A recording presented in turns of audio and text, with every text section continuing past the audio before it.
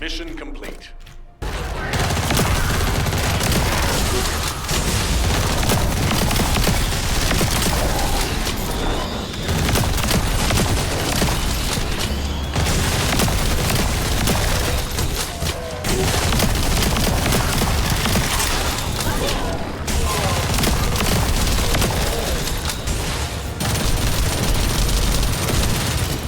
An enemy container has been revealed. Please verify the data.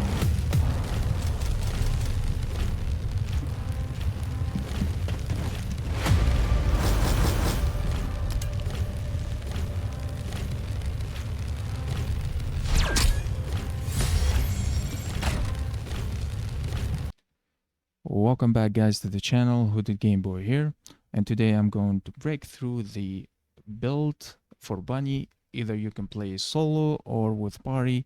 The damage is pretty consistent. With the recent new subscribers to the channel, I had some questions about my personal Bunny build, so I'm going to go ahead to give a breakthrough of how this build works, and I hope you guys like it. So without any further ado, let's get to it. Now here the red module I'm using is the electric condense, since it's going to change our full skill. We're focusing here on range, cooldown, and singular and electric power. Now some MP conversion, nimble fingers for cooldown, focus on singular amplification for, of course, increasing the second and third skills, since both of them are singular. Electric, of course, since the element Ibani is using is electric. Some stem accelerant. Well, you can use HP amplification if you don't want the max MP loss, but for me it doesn't matter, since MP orbs drop a lot from the monsters with the footage I showed you earlier, so it's not a bother for me. We have focus here on electric, like I said, to increase the damage for the as the electric amplification. Skill, of course, expansion for the skill range, and here also amplification control to add more skill effect range. Now this is the build for Bunny. Is pretty straightforward, and there you go. If you want, go ahead and copy it at your own time. And for the Arche Tuning, I'm using the cabin time, because hitting AoE type skill deals additional damage, and the additional damage trigger rate is inversely proportional to the caster's current skill cooldown reduction. If you want, you can use the Kuiper hollow points. Some other players use it, but for me I found this one is more useful for this build. Okay, moving on. For the inversion reinforcement, the one I using is the skill cost for the less mana loss. For this one, we're gonna go ahead, and here for the energy selective neurostimulation for the MP recover chance here for this build. And the last one I'm using here is the deploy resonance device for the skill duration and cooldown. Okay, and sometimes you in this build you're going to use the firearm, so this is the best choice I chose for this build. All right, moving on guys.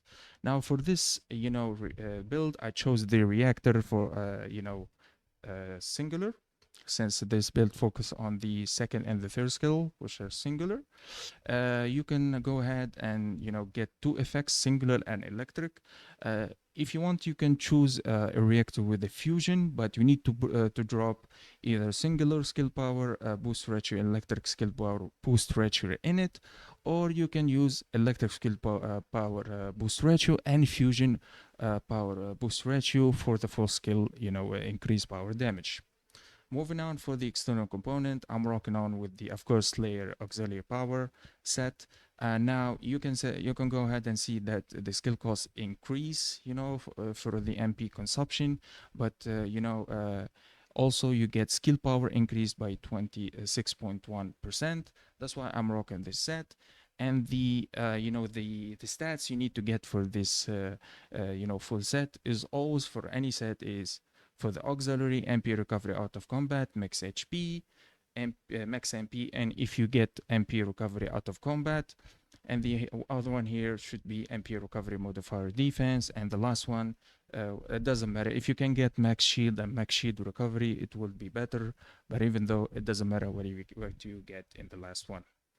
Alright guys, moving on to the weapons. Now for this weapon, I mainly use it as stats for the sprint speed, okay? It means when I want to get faster to my destination while using the third skill to, sprint, I use this one weapon only for stats.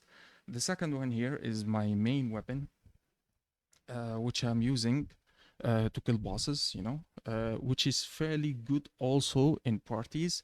And believe me, it does a quite damage. So go ahead and copy the stats I have for this weapon. And these are the modules I use for it.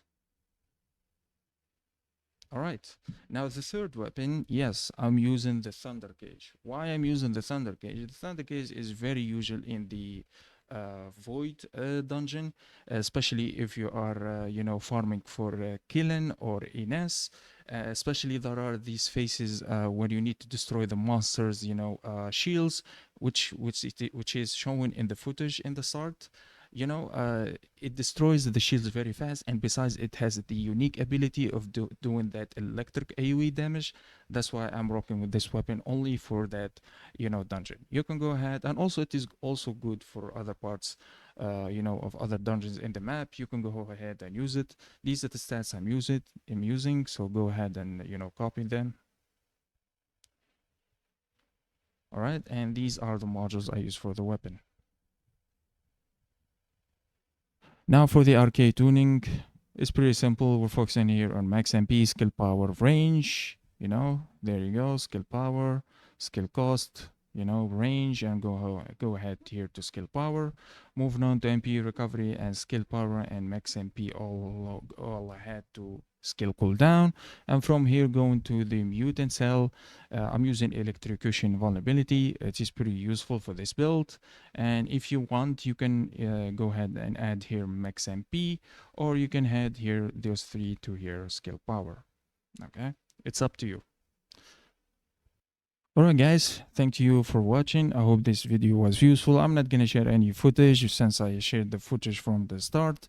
I hope you like the bunny build for the season 3. As you guys may find some, for the new players or like common players, some find some hard time, to adjust to the new, updates in the game. This build's gonna help you. If you want to play solo, go ahead. The farming will be easy. If you want to go ahead and play with a party as well, the build is going to be consistent with the damage and also with playing with other teammates. Thank you for watching. This is Hooded Game Boy, and I'm signing out. Thank you for watching as always. Bye bye.